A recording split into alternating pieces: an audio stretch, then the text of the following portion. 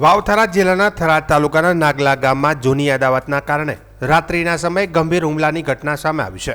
ગામના જ રહેવાસી મંજીભાઈ નાઈ પર તેમના જ ગામના યુવકે છરી વડે હુમલો કરતા તેઓ ગંભીર રીતે ઘવાયા હતા.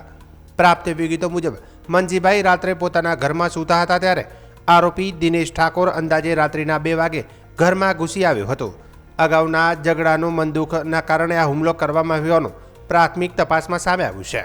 હુમલામાં મંજીભાઈ શરીરના ભાગે છરીના ઘા લાગતા તેઓ લોહી લુહાણ હાલતમાં પડી ગયા હતા. આ દરમિયાન પરિવારજનો જાગી જતા વધુ મોટી દુર્ઘટના ટળી હતી.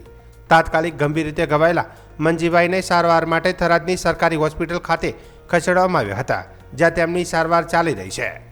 ઘટના અંગે જાણ થતાં થરાદ પોલીસે તાત્કાલિક કાર્યવાહી હાથ ધરી હતી. આરોપી દિનેશ ઠાકોર વિરુદ્ધ ગુનો નોંધી તપાસ શરૂ કરવામાં આવી હતી અને કલાકોમાં જ તેની ધરપકડ કરવામાં આવી હોવાનું પણ જાણવા મળ્યું છે.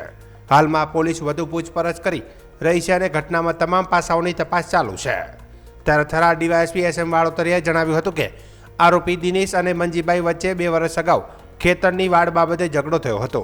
તે અદાવત રાખીને રાત્રિના સમયે હુમલો કરવામાં આવ્યો હોવાનું પ્રાથમિક તપાસમાં સામે આવ્યું છે. ડીવાયએસપીએ વધુમાં જણાવ્યું કે ઘટનામાં લૂંટ થયા હોવાની માહિતી મળી નથી.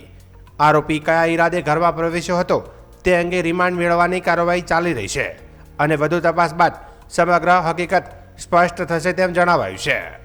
નાગલા ગામે જે બનાવ બન્યો છે, બનાવમાં હકીકત એવી છે કે જે મંજીભાઈ પોતે ફરિયાદી છે.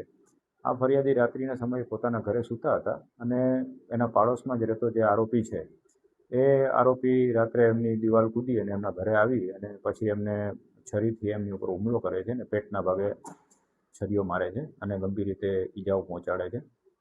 બનાવની હકીકત એવી છે કે આજથી 2 વર્ષ પહેલાં આ કામના આરોપી અને જે ફરિયાદી છે મંજીભાઈ, એમની વચ્ચે ખેતરની વાડ કરવા બાબતે થોડો અગાઉ ઝઘડો થયેલો.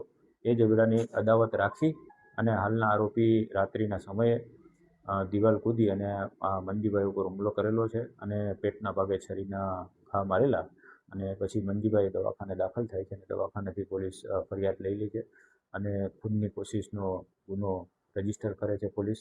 તાત્કાલિક અમારા વાવ થરાદ પોલીસ અધિક્ષક સાહેબ શ્રી ચિંતન તરિયા સાહેબની સૂચનાથી અલગ અલગ ટીમો બનાવીને તાત્કાલિક અમારા પોલીસ ઇન્સ્પેક્ટર જે રાઠોડ સાહેબ છે થરાદ પોલીસ સ્ટેશનના, એ અને લેડી સ્ટાફના માણસો તાત્કાલિક આરોપીને રાઉન્ડ અપ કરી લે છે અને આરોપીને અમે અરેસ્ટ પણ કરી લીધેલો છે અને આરોપીને હાલ અત્યારે રિમાન્ડ મેળવવા માટેની તજવીજ ચાલુ છે. બનાવનું મેઇન કારણ જોઈએ તો બસ એ જ છે કે આજથી 2 વર્ષ પહેલાં ખેતરની વાડ બનાવવા વખતે આ કામના ફરિયાદી અને આરોપી જે છે દિનેશ ઠાકોર, એમના વચ્ચે ઝઘડો થયેલો અને આ ઝઘડાની અદાવતને હિસાબે આ હાલના બનાવ બનવા પામેલ છે. હવે લૂંટ થઈ નથી એટલે કયા ઈરાદે આવેલો છે એ એના માટે અત્યારે રિમાન્ડ લેવાની કાર્યવાહી ચાલશે અને રિમાન્ડ દરમિયાન આરોપીની વિશેષ પૂછપરછ કરવામાં આવશે અને શું ખરેખર કેવા ઈરાદાથી આવેલો એ તપાસ થશે. પણ પ્રથમ દ્રષ્ટિએ જે અમને જે ફરિયાદમાં જણાવેલું છે તે અને આરોપીએ જે અમારી પાસે વાત કરેલી છે એ પ્રમાણે આજથી 2 વર્ષ પહેલાં ખેતરમાં વાડ બનાવવા બાબતે જે તકરાર હતી એનું અદાવત રાખીને આ ઝઘડો કરેલો છે.